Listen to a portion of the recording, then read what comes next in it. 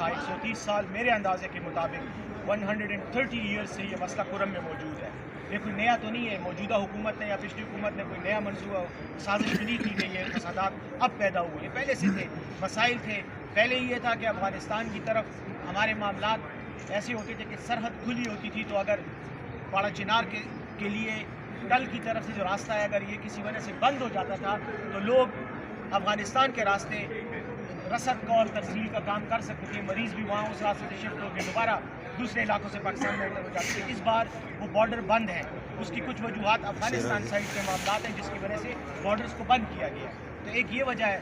Otherwise جہاں تک تعلق ہے اس کا کہ وہاں پر کوئی بڑے پیمانے پر کوئی سرگرمی, تو وہ میرے خیال میں ہم سب لوگوں کو علم ہے کہ وہاں پہ 2001 کے بعد جب امریکی فوجی آئے اور وہاں پر ایک لڑائی شروع ہوئی تو اس کی وجہ سے یہ ڈائنامکس پورے سرحدی بیلٹ میں ہے. یہ کوئی صرف کرم تک نہیں ہے, یہ وزیرستان سے جنوبی وزیرستان سے لے کے باجوڑ تک یہ سارا مسئلہ ہے. اور لیکن اس کو کئی جگہوں پہ اس کو کنٹرول کر لیا گیا ہے, کئی جگہوں پہ اس کے تھوڑے بہت مسائل ہیں. میں نہیں سمجھتا کہ اس میں کوئی ایسی کوئی بڑی گہری کوئی بات ہے.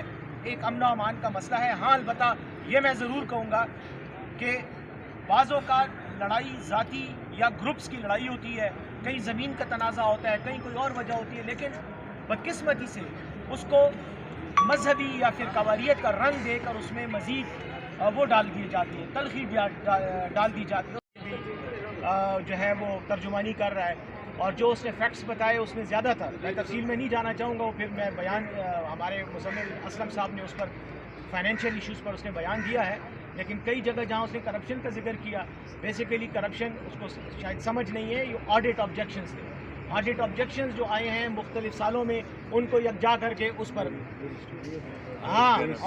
اور وہ اس کا جواب یہ دیں گے, کیونکہ یہ ارشد عزیز ملک صاحب کی سٹوری تھی. یہ ایسی سٹوریاں کرتے رہتے ہیں تو اس کو پڑھ کر اس نے جو ہے پریس کانفرنس کی ہے. تو اس کو چاہیے تھوڑا سا ذرا سٹوریاں پڑھنے کے علاوہ ذرا اپنی ریسرچ بھی کریں اور غلط بیانی نہ کریں. بہت بہت شکریہ. Thank you. مرہم پٹی کر کے اس کا کوئی ایسا حل نکالے کہ چند دنوں کے بعد خدا نخواستہ پھر مسئلہ ہو.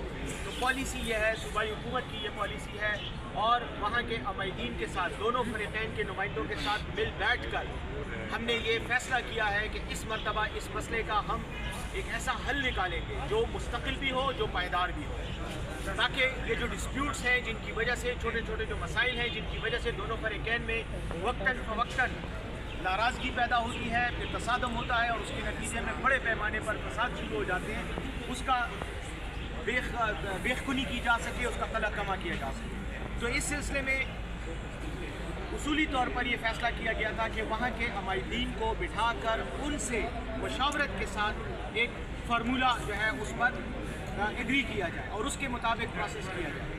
اس سلسلے میں گرینڈ جرگا جو کہ پہلے سے تشکیل دیا گیا تھا, جس میں دونوں فریقین کے نمائندے ہیں اور اچھے خاصے معزز نمائندے ہیں, ان پر مشتمل گرینڈ جرگا تھا. وزیر اعلیٰ صاحب نے کوہاٹ جا کر ان سے ملاقات بھی کی اور ان کے ساتھ بات چیت کرنے کے بعد یہ فیصلہ ہوا کہ انہیں ٹائم دیا جائے گا, وہ دونوں فریقین کے ایشوز کو سامنے رکھ کر ایک لائحہ عمل مرتب کریں.